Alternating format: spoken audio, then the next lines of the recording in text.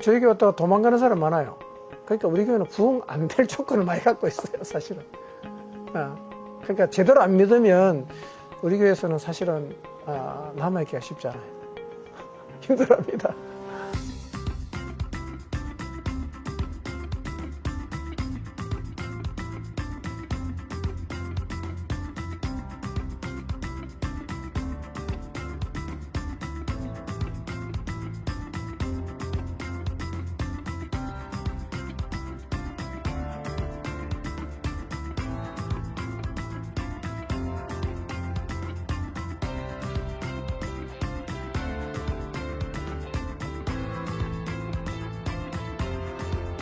저희 교회는 정말 건강하다고 자신 있게 말씀드리고 싶어요. 왜냐하면 제가 참 정서적으로 많이 왜곡되어지고 참 병들어 있는 사람 중에 한 명이었습니다. 목장은 저한테 약간 가족이거든요.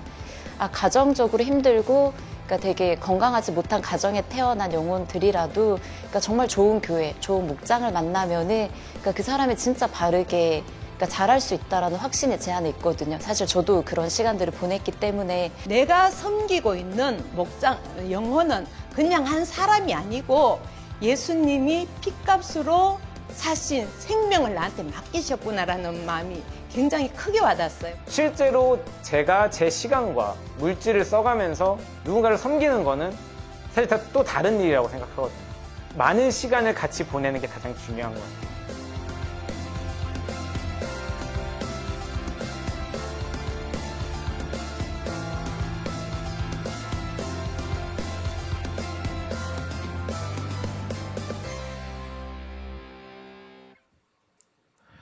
네, 소개받은 포항중앙침례교회 김중식 목사입니다.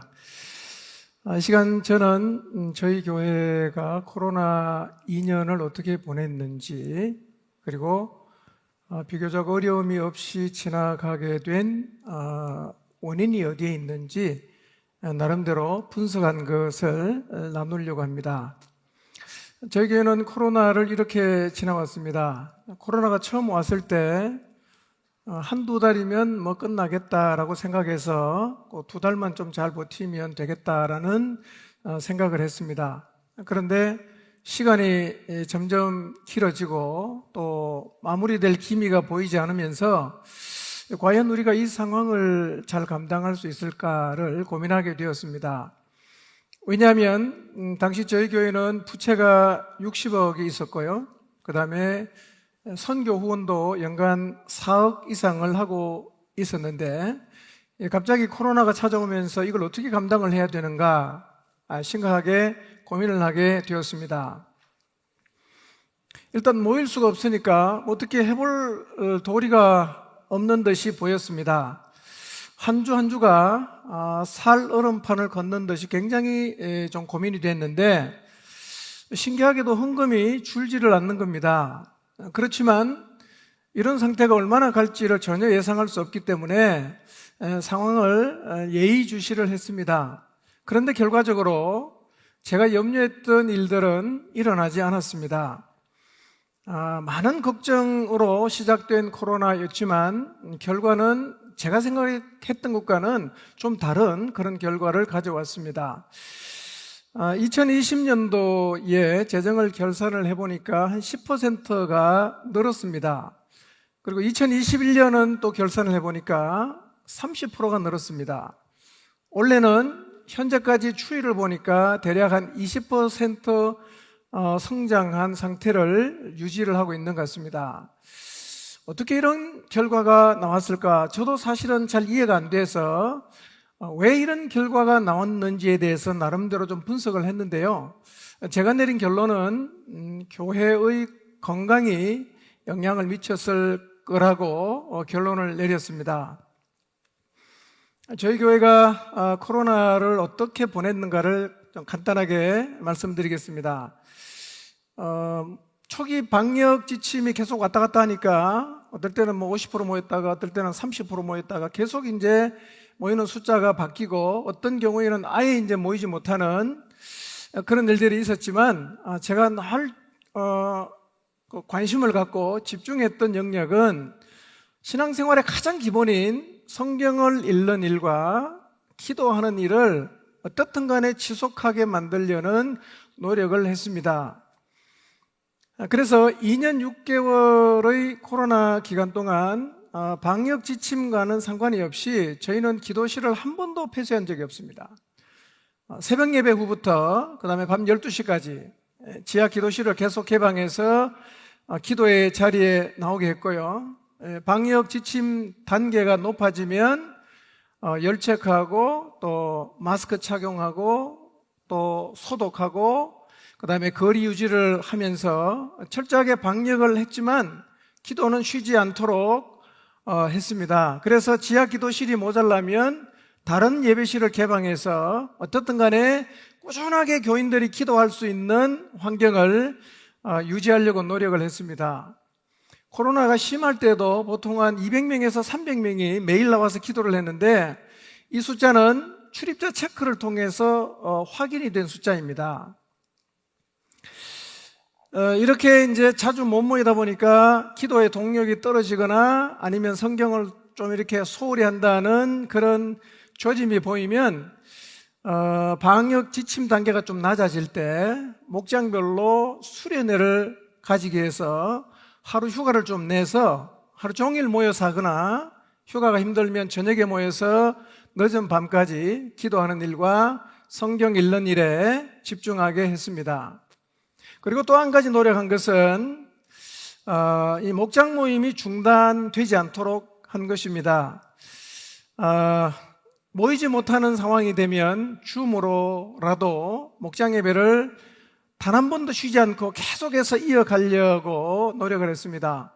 물론 전혀 모일 수 없는 상황에는 줌이 안 되는 나이가 많이 드신 그런 목장들은 좀 예외였지만 그 나머지 목장은 모이든지 줌으로 하든지 목장 모임을 계속 이어갔습니다. 그리고 방역 지침 단계가 높아져서 19명 이상 못 들어간다 이런 경우가 좀 있었는데요. 그 당시에 아마 여러분도 다 똑같은 고민을 했을 텐데 과연 이 사람들이 이 영상으로 예배를 제대로 드릴까? 근데 태반이 예배를 제대로 안 드린다는 걸 제가 알았습니다. 그래서 교회 주차장으로 와라. 다 모여서 차 안에서 예배를 하자. 그래서 교회 갈 준비를 다 하고 그 다음에 차를 타고 교회에 와서 주차장에서 주일 예배를 같이 드릴 수 있도록 그렇게 해서 어쨌든 간에 예배의 감을 놓치지 않게 하려는 노력을 했습니다. 다행히 저희 교회는 주차할 수 있는 공간이 많아서 그렇게 할 수가 있었습니다. 그리고 코로나 기간 중에도 교회의 사명은 감당을 해야 되니까 그때부터 저희는 이제 매월 한 명씩 우리가 만나서 복음을 전하는 일을 시작했습니다. 코로나가 심하든 상관이 없이 주별로 첫째 주에는 복음의 신을 신도록 기도하자라고 한 주간 기도를 하고 두 번째 주는 이번 달에는 누구를 만날지를 기도하면서 찾아보자 기도하고 세 번째 주에는 언제 만날지 기도하면서 약속을 잡자. 그 다음에 마지막 주에는 이제 만날 약속을 잡고 그리고 이제 우리 교회 밴드에 올리면 그 명단을 우리 지하 기도실 화면에 계속해서 실시간으로 띄우면서 전도하는 일들을 위해서 기도하러 나온 사람들이 중보 기도를 하게 했습니다. 많이 갈 때는 한 달에 한 300명 이상이 계속 전도하러 나가고요. 꾸준하게 전도하는 일이 멈추지 않을 수가 있었고 그 다음에 목장별로 노방전도도 계속해서 나갈 수 있도록 격려를 했습니다. 이렇게 코로나 기간 중에도 기도합시다, 모입시다, 전도합시다 하고 하면 대개 교인들이 다 따라 했는데 아마도 그 이유는 28년 동안 저희가 이 건강한 교회를 세우기 위해서 토양을 만드는 노력을 했는데 이제 그 토양이 어느 정도 만들어진 결과가 아닌가 그렇게 생각이 되어집니다. 저희가 건강한 교회를 세우기 위해서 로드맵을 갖고 있었는데요. 물론 이 로드맵은 제가 만든 건 아니고 성경에 나와 있는 에베소서 4장 1절에서 16절 말씀을 읽어보면 교회를 세우는 4가지의 로드맵이 나와 있는데요. 저는 이것이 하나님이 주신 교회의 설계도라고 생각을 합니다. 그래서 이 설계도대로 하여튼 저희는 이 교회를 세우려고 굉장히 많이 노력을 했는데요. 그 4가지 설계도의 핵심을 간단히 소개하겠습니다. 첫 번째, 교회를 세운다고 하면 뭘 해야 되는가? 첫 번째가 성령께서 하나 되게 하신 하나됨을 지키는 것입니다. 에베소서 4장 2절에서 6절 말씀에 그 내용이 쭉 나와 있는데요. 목회를 하면 누구나 다 공감할 수 있는 영역인데요. 교회가 하나가 깨지면 아무것도 못 하잖아요. 2파가 됐다, 3파가 됐다. 뭘 할 수 있습니까? 아무것도 못 하죠. 그런데 사실은 성경을 보니까 성령께서 하나 되게 하셨습니다. 우리 보고는 뭘 하라고 말씀하시느냐면 3절에 보니까 성령이 하나 되게 하신 것을 힘써 지키라 그랬습니다. 교회의 하나됨을 지키는 것이야말로 교회를 세우는 굉장히 중요한 포인트가 된다고 생각을 합니다. 교회의 하나됨을 깨는 세력이 있죠. 잘 아시는 것처럼 마귀입니다. 마귀는요, 이 교회의 하나됨을 깨려고 온 교회 안에 사람들을 헤집고 다니지 않습니까?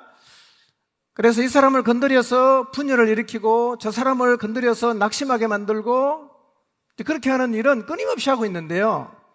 그래서 교회가 세워지려고 하면 기본적으로 모든 성도가 영적으로 무장해서 이 마귀에게 휘둘리지 않아야 됩니다. 이게 안 되면 어떤 노력을 해도 하나됨을 지켜나갈 수 없게 되는 순간 교회는 사실은 세워지는 게 힘들어집니다. 성경에 보면 이 하나됨을 지키는 4개의 끈을 소개하고 있습니다. 그게 뭐냐면 겸손, 온유, 오래 참음, 사랑 가운데 서로 용납인데요. 이 내용을 잘 보시면 갈라디아서 5장에 있는 성령의 열매와 굉장히 유사합니다. 그러니까 결국 이겁니다. 교회의 하나됨을 지키려고 하면 성령 충만해야 된다는 겁니다. 그러니까 교회가 세워지는 것은 영적인 힘과 성숙함이 있어야 세워지지 구조나 조직으로는 교회를 세우기가 사실은 불가능하다는 겁니다. 두 번째, 교회를 세우는 설교도의 핵심은요, 분량의 차이를 인정하는 것입니다. 에베소 4장 7절에서 10절에 이 내용이 잘 소개되고 있는데요. 이렇게 말합니다. 하나님이 각 사람에게 주신 선물의 분량이 다르다는 거예요. 교회를 누가 먼저 나왔냐, 나중 나왔냐, 이거랑 상관이 없이 하나님이 부르신 사람들에게 나누어 주신 분량이 다르다는 거예요. 그러니까 교회가 세워지려고 하면 이 분량의 차이를 인정하는 토양이 되지 않으면 교회는 사실은 굉장히 힘들어집니다. 교회는 분량의 차이를 인정을 하는 토양이 되어서 이 연공서열이 고집이 되지 않아야 됩니다. 먼저 온 사람이 임자가 되고 먼저 온 사람이 항상 주도권을 쥐고 있으면 결국은 교회가 하나님이 더 큰 분량의 사람을 세워도 그 사람이 주님의 교회를 세우는 일에 아무런 기여를 할 수가 없게 돼요. 그래서 저는 교회 안에서는 교회가 세워지려고 하면 연공서열이 파괴가 돼야 되고, 쉽게 설명해서 추월이 허용이 되어야 저는 교회가 건강하게 세워질 수 있다고 생각합니다.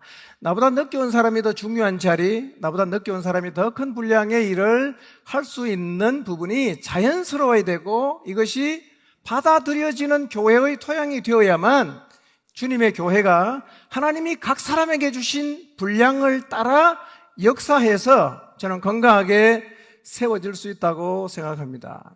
오늘날 사실은 교회 안에서 임직자를 세우다가 문제가 많이 생기지 않습니까? 분량의 차이를 잘 인정 안 하는 분위기가 사실은 오늘날 교회에는 굉장히 많습니다. 근데 성경에는요, 하나님이 주신 분량이 다 다르기 때문에 분량의 차이를 철저하게 인정하고 받아들이는 토양이 될 때 저는 교회가 세워진다고 생각을 합니다. 근데 재밌는 것은요, 교회를 세우는 핵심 포인트가 뭐냐면 사단이 집중 공격하는 핵심 포인트입니다. 그러니까 제일 중요한 부분을 사탄은 공격해요. 하나됨을 깨지요. 그 다음에 분량의 차이를 인정을 못하게 해서 분열을 일으키게 만들어요. 세 번째로 건강한 교회의 설계도가 뭐냐면 이 세워진 사람이 자기 역할을 잘 감당을 해야 됩니다. 에베소서 4장 11절 12절과 16절을 보면 하나님께서 교회를 세우라고 세운 사람이 있어요. 그 사람이 1절에 보면 목사, 교사인데요. 물론 네 가지를 설명하고 있지만 사도, 예언자, 복음전도자, 목사와 교사인데 현재까지 있는 교회 안의 직분은 목사와 교사밖에 없습니다. 그런데 16절에 가면 하나의 직분을 더 소개하고 있는데요. 그게 뭐냐면 마디라는 겁니다. 마디. 오늘날 우리 교회로 말하면 목자라고 할 수 있겠습니다. 이 사람들이 자기 역할을 잘 감당해서 성도를 준비시키는 일을 해야 됩니다. 그래야 각 사람이 봉사일을 감당할 수 있게 되는데요. 그런데 이 사역자, 이 세워진 사람은 하늘에서 떨어지는 게 아니라 그런 분량을 갖고 있어도 교회 안에서 준비시키고 세워가는 일을 해야 되는데요. 사실은 준비된 사람이 있어야 되고 이 사람을 통해서 교회 안에서 사역을 감당을 해 나가야 되는데 오늘날 교회 안에서 잘 안 되는 부분이 뭐냐면 준비 안 된 사람, 그 다음에 역량이 안 되는 사람을 너무 쉽게 교회 안에서 목자로 많이 세우는 것 같아요. 대학 나오면 시키고 좀 젊은 사람이면 시키고 그러니까 영적으로 거의 준비가 안 돼 있는데도 그냥 아무나 이렇게 목자로 세우다 보니까 결국은 교회가 자꾸 허물어지고 그 다음에 문제가 생기는 것 같습니다. 제가 이제 가끔씩 이제 그 목사님들을 만나서 교제를 하면서 목자를 준비된 사람으로 세워야 됩니다. 이게 너무너무 중요합니다라고 얘기를 많이 이제 하는데요. 근데 보니까 급해서 그렇긴 하겠지만 준비 안 된 사람을 너무 이제 목자로 많이 세우다 보니까 결국은 어떤 현상이 생기느냐면 구조만 바꾼 거예요. 구조만. 교회는 사실은 구조를 바꾼다고 세워지거나 성숙하거나 건강해지진 않거든요. 그래서 제가 저희 교회에서 목자를 세우는 기준을 좀 간단하게 좀 소개하겠습니다. 물론 뭐 완벽하진 않는데요. 그래도 가능하면 여기에 근접한 사람을 저희가 목자로 세우려고 노력을 하는데요. 첫 번째는 우리 교회의 기본적인 토양 10가지가 있는데 이거 뒤에 가서 설명하겠습니다. 여기에 동의를 하는 사람입니다. 여기에 동의하지 않는 사람은 사실은 목자로 세우면 한으로 갈 수가 없습니다. 그래서 여기에 동의가 안 되는 사람은 저희는 목자로 안 세웁니다. 아무리 훌륭해도 안 세웁니다. 두 번째는요, 권위에 철저하게 순종하는 사람을 세웁니다. 이게 중요한 이유는요, 목자가 자기 위에 있는 영적 권위에 순종하지 않으면 일단 공동체의 하나됨이 유지될 수가 없습니다. 그리고 자기의 생각이 너무 강해서 한번 순종할 때마다 홍역을 치르거나 엄니를 깨물어야 겨우 순종이 되는 사람은 목자로서 적합하지 않습니다. 저는 이렇게 생각합니다. 교회를 세우는 데는 영웅이 필요하지 않습니다. 순종하는 하나님의 사람이 필요합니다. 그래서 자연스럽게 노력하지 않아도 순종이 되는 사람을 목자로 세웁니다. 세 번째는요, 공동체의 신앙의 뿌리를 내린 사람을 목자로 세웁니다. 쉽게 설명하면 이곳이 지금 내가 다니고 있는 이 교회가 내 땅이 아닌 사람은 손님이거든요. 언젠가는 갈 수 있는 사람이죠. 그러니까 손님에게 우리 집안을 맡길 수는 없지 않습니까? 그래서 저희는 우리 공동체의 신앙의 뿌리를 내린 사람이어야만 목자로 세웁니다. 네 번째는 기도와 말씀에 충실한 사람입니다. 매일 기도하고 매일 성경 읽고 묵상하지 않는 사람은 어쩔 수 없이 영적으로 패배할 수밖에 없습니다.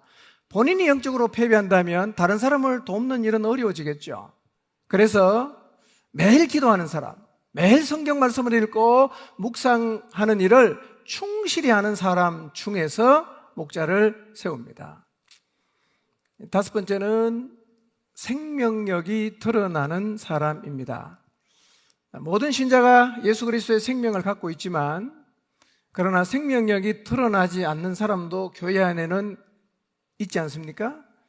저는 교회 목회를 하면서요, 가장 저 스스로가 조심하는 게 뭐냐면, 이 목회라는 거 다 말로 하지 않습니까? 설교도 말로 하지요, 성경 공부도 말로 하죠. 전부 다 말로 합니다. 그런데 복음의 능력이 나타나지 않으면 잘못하면 이게 말장난이 될 수가 있기 때문에 저는 이것을 굉장히 조심해야 된다고 생각합니다. 그래서 이 복음의 능력, 생명의 힘이 드러나는 것이 저는 결국 교회를 살릴 수 있는 굉장히 중요한 비결이 된다고 생각을 합니다. 그래서 눈여겨봅니다. 누구의 삶에서 예수 그리스도의 복음의 능력이 나타나는가? 대가가 요구되어도 순종하고 고난을 감내하고 주님을 잘 따르고 있는가? 이런 사람을 눈여겨보았다가 준비가 되면 목자로 세웁니다. 여섯 번째로는 리더십이 있는 사람입니다. 모든 면에서 성실하고 정말 자기 일을 잘해도요, 리더십이 없는 사람이 있어요. 리더십이 없는 사람을 성실하다고 목자로 세우면 얼마 안 가면 자기도 죽고 목장도 죽습니다. 리더십은 매우 중요한 목자의 자질입니다. 저는 교회를 이렇게 다니면서요, 유심히 봅니다. 리더십이 있는가 없는가를 계속 살피고 계속 물어요. 리더십이 있는 사람 가운데 준비가 되면 그 사람을 목자로 세웁니다. 일곱 번째, 정서가 건강하거나 치유된 사람입니다. 대부분 사람은 어느 정도 정서적인 왜곡을 다 갖고 있죠. 정서가 하나도 왜곡이 안 된 사람은 저는 없다고 생각합니다. 그러나 목자가 될 사람은 비교적 정서가 건강하거나 아니면 상처가 있다고 해도 치유를 경험한 사람 중에서 세워야 한다고 생각합니다. 왜냐하면 오늘날 교회 안에 이 정서가 망가진 사람이 참 많거든요. 이유가 뭐냐면 가정이 망가지기 때문에. 망가진 가정에서 자란 사람은 정서가 많이 망가지는데요, 이런 사람의 특징이 뭐냐면 매사가 부정적입니다. 감정 기복이 심하고요, 분노 잘하고요, 다른 사람 관계를 잘 못 맺습니다. 그래서 이런 사람은 목자로는 적합하지 않고요, 이런 사람을 세워놓으면 어떤 현상이 생기느냐 하면 양이 목자를 돌보는 이런 이상한 현상이 생깁니다. 그래서 정서가 건강하거나 아니면 치유된 사람 중에서 목자를 세워야 합니다. 여덟 번째, 돈에 대해서 인색하지 않는 사람입니다. 돈은 하나님에게 버금갈 정도로 사람에게는 중요하지 않습니까? 근데 예수님을 주님으로 모셨다면 돈에 대해서 좀 자유를 해야 되는데, 그래서 돈 모으는 게 인생의 목적이 아닌 사람을 목자로 저희는 세웁니다. 돈에 대해서 지나치게 인색하거나 돈에 아직 한이 풀리지 않은 사람은 그 사람은 목자로 세울 경우에는 그 양들을 굉장히 시험에 들게 만듭니다. 그래서 돈에 대해서 인색하지 않고 자유한 사람, 한이 없는 사람 가운데 저희는 목자로 세웁니다. 그 다음에 아홉 번째로, 영혼을 섬기는 일이 인생의 목표여서 그 일에 자신의 인생을 기꺼이 드리는 사람을 세웁니다. 영혼을 섬기는 일을 부담스러워하고 영혼을 위해서 시간 쓰고 돈 쓰는 것을 늘 계산하는 사람은 목자가 되는 것이 적합하지 않습니다.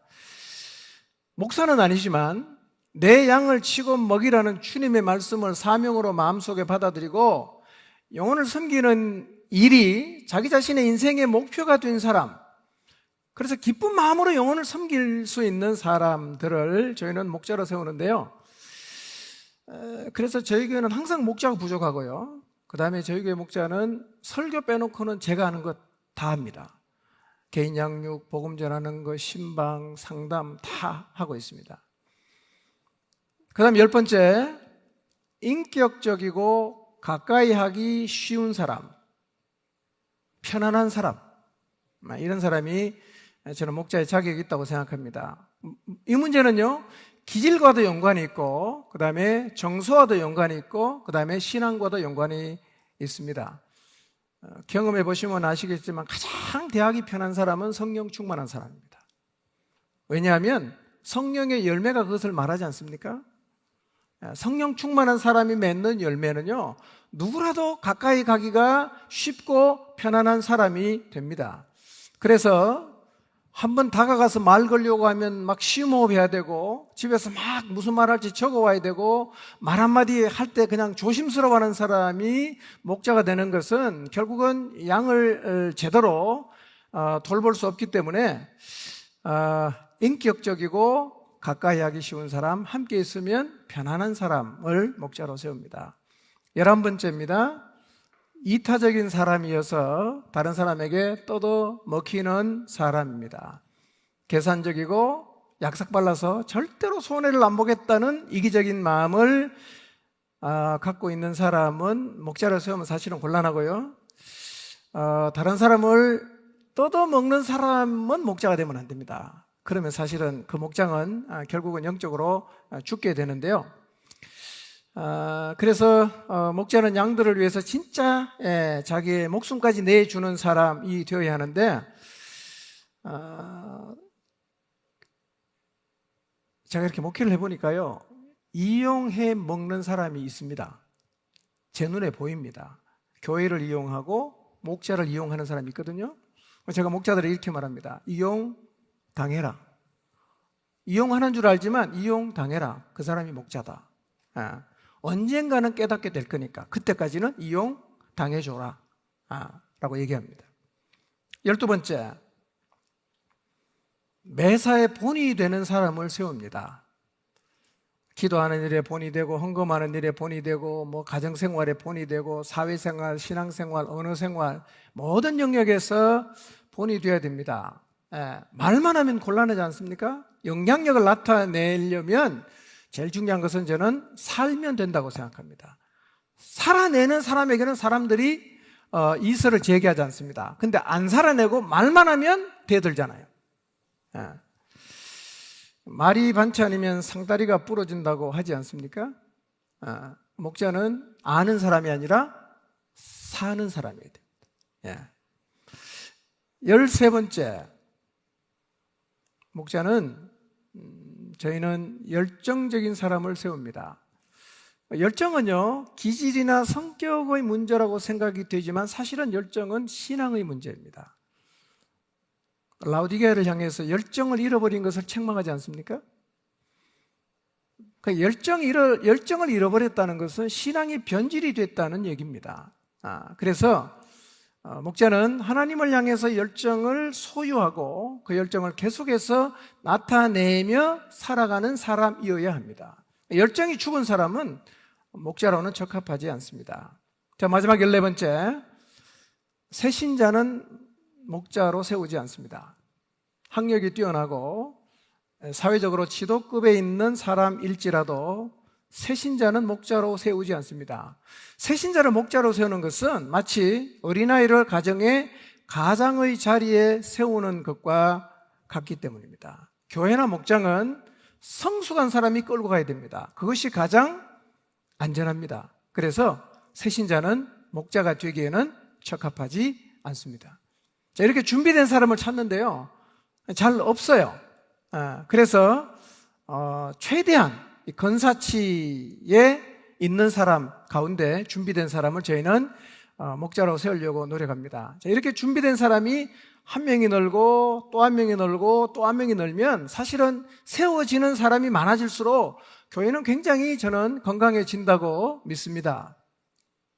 자, 네 번째, 건강한 교회를 세우는 설계도가 뭐냐면 온몸이 마디를 통해서 연결이 되는 겁니다.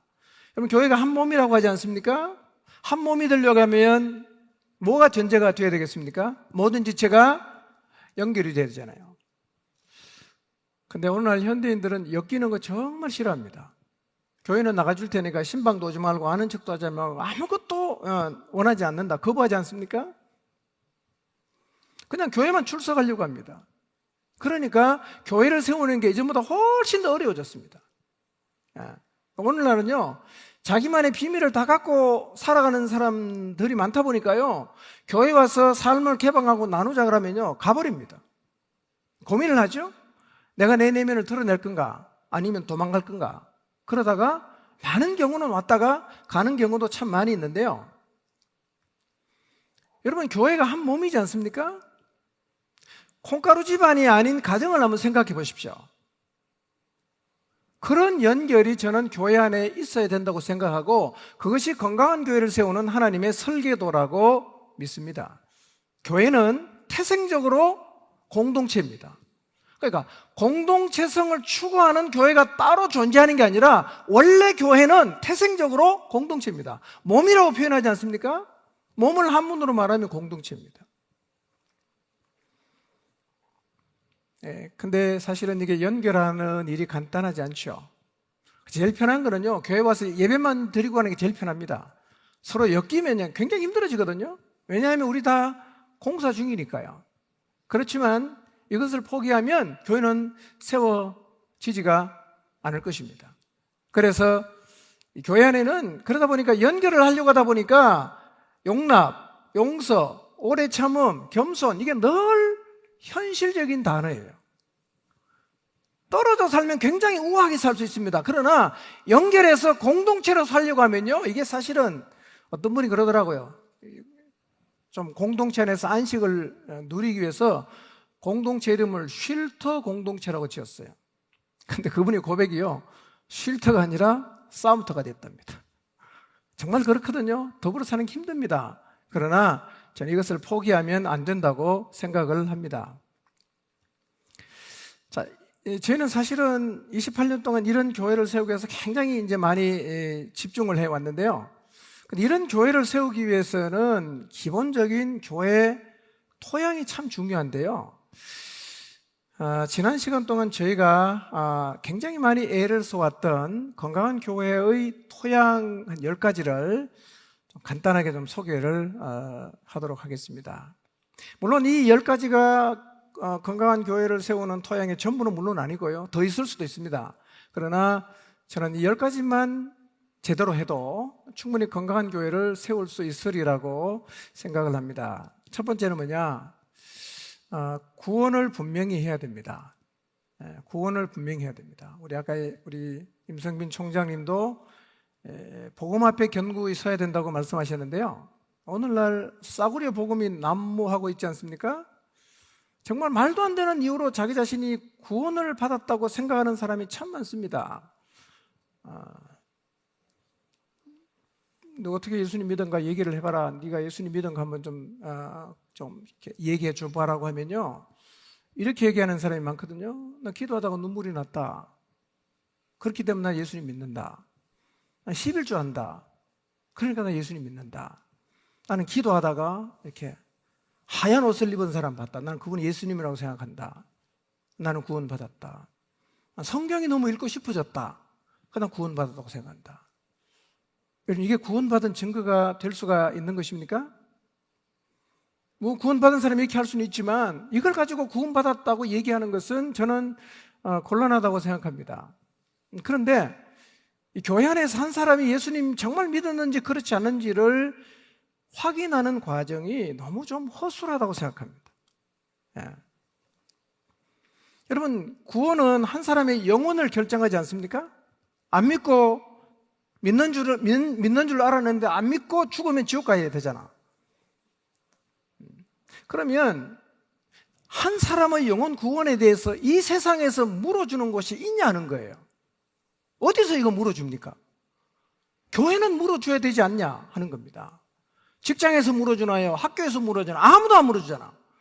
그러면 영혼들 구원하는 목적으로 세워진 교회만이라도 그 사람이 진짜 복음 앞에 확실하게 복음을 받아들이고 예수님 믿는지에 대해서 물어는 줘야 되고 고민하게는 해야 주지 않겠습니까? 그러니까 믿는지 안 믿는지가 너무 이게 두리뭉실하단 말이에요. 여러분, 신자하면 잘하라고 얘기를 해줘야 돼요. 불신자라고 하면 예수님을 믿도록 도와줘야 돼요. 근데 이게 구분이 안 돼 있어요. 여러분, 에베소서 4장 읽어보면요, 하나 되는 대상이 누구냐 하면 신자입니다. 신자. 예. 저는 한 사람이 분명히 복음 앞에 직면하고 복음을 받아들였는지를 분명히 하는 것이 저는 매우 중요하다고 생각합니다. 두 번째는요, 교회 공동체에 연결되게 해야 됩니다. 신앙이 자라려고 하면요, 신앙의 뿌리를 내릴 교회가 있어야 됩니다. 다시 말씀드리면 내 교회가 있어서 지체로 연결이 되어야 됩니다. 그런데 내가 지금 이 교회를 다니고 있지만 이 교회는 내 교회는 아니에요. 전혀 연결도 안 돼 있어요. 언제라도 나 수틀리면 가요. 여러분, 이런 생각을 하고 있는 사람이 많아지면 교회는 건강할 수가 없고 세워질 수도 없어요. 쑥쑥 빠져나가니까요. 신앙은 개인으로 자라는 것 같지만 사실은 신앙은 공동체로 자라는 것입니다. 그리고 공동체에 속해야 비로소 신앙이 자랄 수가 있어요. 그래서 교회 공동체에 연결되게 하는 토양을 만드는 것이 굉장히 중요하다고 생각합니다. 세 번째는 가르치는 일을 멈추지 않아야 합니다. 예수님의 3대 사역이 가르치고 전파하고 고치는 일이었잖아요. 그러니까 우리가요, 어떤 교회가 성경을 가르치는 것을 보면서 이 교회는 가르치는 일에 관심이 있구나, 혹은 이 교회는 교육적인 부분이 잘 되어 있구나 라는 정도로 생각해서는 안 됩니다. 저는 이 가르치는 일은 교회의 중요한 기초가 된다고 생각합니다. 이걸 우리에게 본을 보여주신 분이 예수님이거든요. 교회는요, 끊임없이 성경을 가르쳐야 됩니다. 밤낮 없이 성경을 저는 가르쳐야 된다고 생각합니다. 네 번째는요, 사람을 세우는 교회의 토양을 만들어야 됩니다. 사람 세우는 일의 중요성은 재론할 필요가 없을 텐데요, 교회가 사람이잖아요. 교회를 세운다는 것은 결국은 사람을 세운다는 얘기거든요. 의외로 많은 교회들이 사람 세우는 데는 관심이 적고 이 행사에 좀 관심이 많은 경향이 있습니다. 근데요, 교회는 사람 세우는 일에 영향을 집중해야 한다고 저는 믿습니다.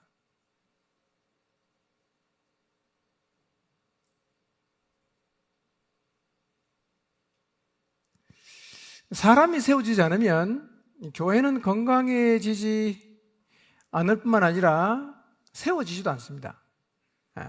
그래서 저희는 사람에게 굉장히 투자를 많이 했습니다. 하여튼 사람 세우는 일에 저희는 목숨을 걸었습니다. 다섯 번째는요, 모든 사람이 죄인으로 나오게 해야 합니다. 저는 이게 굉장히 중요하다고 생각하는데요, 이 교회는 다양한 사람이 나오지 않습니까? 권력자도 나오고요, 회사의 사장도 나오고, 고위 임원도 나오고, 교수도, 박사도, 평범한 직장인도, 별의별 사람이 다 나오죠. 저는 어떤 사람이 교회를 나오든지 간에 일단 교회는 그 사람을 죄인으로 받아야 한다고 생각합니다. 만약에 교회가 사람을 구원이 필요한 죄인으로 받지 않고 사회적인 지위가 있거나 힘이 있는 사람을 특별 대우를 하면 교회는 사회의 축소판이 되고 병들게 됩니다. 물론 자기 분야에서 성공한 사람이나 명망 있는 사람을 존경해야 됩니다. 그러나 그럼에도 누가 나오든 그는 하나님 앞에서 죄인으로 나오는 것이기 때문에 그 사람들을 죄인으로 받아야 한다는 사실을 한순간도 잊지 말아야 한다고 생각합니다. 사회적으로 성공한 사람이 많다고 좋은 교회 되는 것 아니고요, 명망 있는 사람이 많다고 해서 성공한 교회가 되는 것도 아니고요, 사회적인 명사가 많다는 것이 교회의 격을 높이는 게 아닙니다. 교회의 격은 그렇게 높아지는 것이 아닙니다. 교회의 격은요, 얼마나 많은 죄인이 회개하고 예수님 앞에 나와서 새로운 삶을 살아가느냐, 이걸로 사실은 교회의 격이 결정된다고 생각합니다. 이걸 보여주는 아주 중요한 사례가 성경에 나오는데요, 여러분 엘리사와 나만 장군 얘기하시죠? 여러분, 나만 장군은 문둥병자잖아요. 근데 엘리사에게 나갈 때 자꾸 뭘로 나갑니까? 장군으로 나갔잖아요. 병자로 나가야 되는데 장군으로 나갔어요. 그래서 열받았단 말이에요. 그러니까 모든 사람은 하나님 앞에서 죄인으로 나오게 해야지, 뭐 장군으로 대우하고 뭐 사장으로 대우하고 이렇게 되면 벌써 이 교회가 건강을 잃어버리게 된다고 생각합니다. 여섯 번째, 성경의 권위에 순복하게 해야 합니다. 교회 위기는 사실은 재정의 부족이나 무슨 외부의 문제 있지 않고요. 진짜 교회 위기가 뭐냐면 성도들이 성경의 권위를 인정하지 않고 하나님 말씀을 경시하는 태도를 갖는 것입니다. 이것이야말로 교회의 위기라고 생각합니다.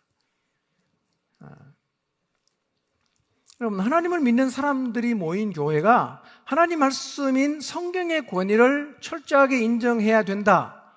재론할 필요가 없는 얘기 아닙니까? 그러니까 성경의 권위를 부정하면 이미 교회가 아니고 성경의 권위를 경시하고 무시한다는 자체가 사실은 이미 타락한 것이 아니겠습니까? 그래서 하나님 말씀대로 살 수 없다고 말하면 안 된다고 생각합니다. 그래서 하나님 말씀하시면요, 어떻게 그렇게 할 수 있냐를 묻지 말고 하나님이 정말 그렇게 말씀하셨는가를 언제나 물어야 됩니다. 하나님 정말 그렇게 말씀하셨는가? 그렇다고 하면 우리는 그 말씀대로 저는 해야 한다고 생각합니다. 이런 교회의 토양이 되는 것이 결국은 건강한 교회를 세우는 좋은 기초가 될 수 있다고 생각합니다.